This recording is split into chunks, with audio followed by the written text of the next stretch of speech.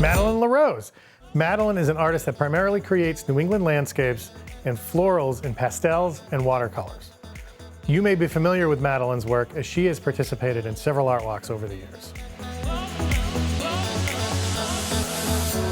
My name is Madeleine LaRose, and I'm a retired teacher.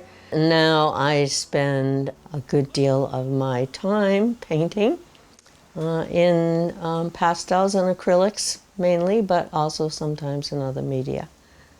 Well, I've always liked to paint and draw, but as we talked about before, the arts are not necessarily the most lucrative business for most people. And yes, I got a degree in education and taught middle school for a number of years. And so once I retired, I had a bit more time to devote to things I liked rather than things I had to do. And so I started taking some instruction with local artists whose work I admired. For pastels, I took instruction from Mary Ellen Brown, who's a well-known local pastelist. And I've also, through her, I took a couple of workshops with Lynn Diefenbach, who is an international, she's an Australian pastelist with an international reputation. So I took some instruction also through the RISE program at Riviere. They would offer mini courses in watercolor, acrylics, different medium. I've been influenced by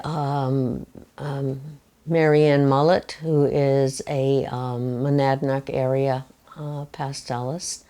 Artists like Susan Hanna, who does seascapes, and not in the same media, but in the style that I find appealing. One that I recently completed, the scene at the museum. It came out as well as I hoped it would, and I actually took the reference photo for that back in January when I was in Los Angeles. And so it's kind of interesting because the Monet exhibit had one more week to go, and my son and granddaughter and I had tried to go on a Friday. And it was so busy, the parking garage was full. It was going to be waiting in line for a long time. And so we decided to wait until the following week. So we went back on the following Tuesday. It was far less crowded. And so that particular shot would not have been there if we had been able to get there on Friday. So it was a little bit of serendipity. I'm not what's called a plein air artist. People who generally do most of their work right outside in the elements. Obviously, mainly landscape work. I prefer to work from reference photos that I've taken myself. And, I have a good collection, and very often when I'm taking photos, I do it particularly with the thought that I might someday work this up into a painting of some kind. When I was working, photography was much easier to fit into my schedule. And so, so there were a number of years back in the 90s and early 2000s when, I did a lot of photography and displayed photography rather than artwork. Sometimes I have a clear idea, oh, this is what I'm going to do next, okay? So that, sometimes is pretty easy. Other times I finish a painting and I'm entirely unsure where I'm going next. And so I'll usually sit down at my computer and go through my photo library. I've, sorted many of my photos into categories, so it's easy to, go back and check those out first, rather than just randomly scrolling through. And, very often I'll surprise myself and say, oh, I forgot about this. And I remember taking it, what the occasion was and why I took it. So sometimes I will work with it as is, and sometimes I will play around with cropping it and doing a close-up on it, and until I find something I'm happy with.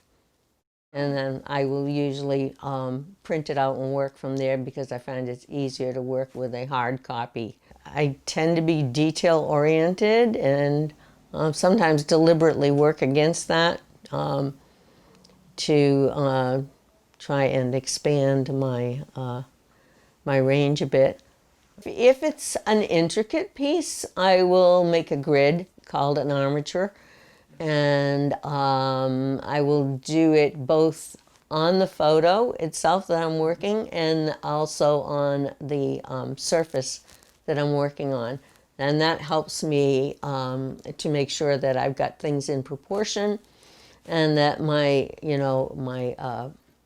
focal point is where it should be. Because my space is limited, I've tried to maximize my my hanging space, so I've put my pieces up. Most of my pieces are in the same size range, which is not overly large, and so this works well. Then I have some over on this side. Here is my easel. My work table. Pastels are pretty messy, so I usually use old towels to collect a lot of the dust that's created. So I do, as I said, I do a lot of pastels. This is a pastel, but I also do acrylics. These three here are acrylics. As you can see, I do landscapes. But sometimes I do something entirely different like that, which was, the reference photo was a photo of rocks a friend of mine took. And so I did one where you could clearly see it was what it was supposed to be, and then I did another one just a little more whimsically with the shapes, but with different colors. I would say take instruction, if you can, from somebody whose work you admire. Learn what you can from them, and then follow your own instincts and your own preferences, and work at it. I have found that, the more I have worked at it, the better my work has gotten over the course of time. So, like, if you're only doing this a couple hours a week, that's not enough. You're not going to show any significant change or improvement.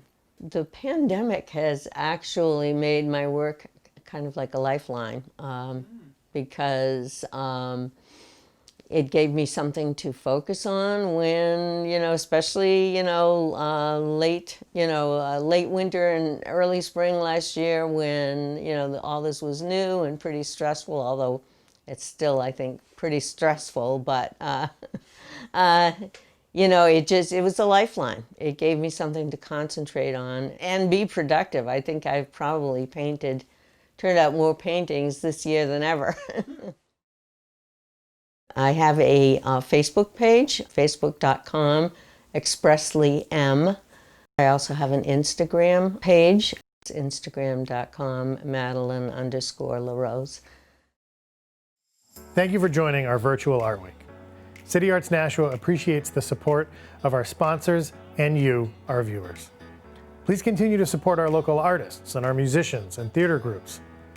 For more information on arts in Nashua, please visit cityartsnashua.org.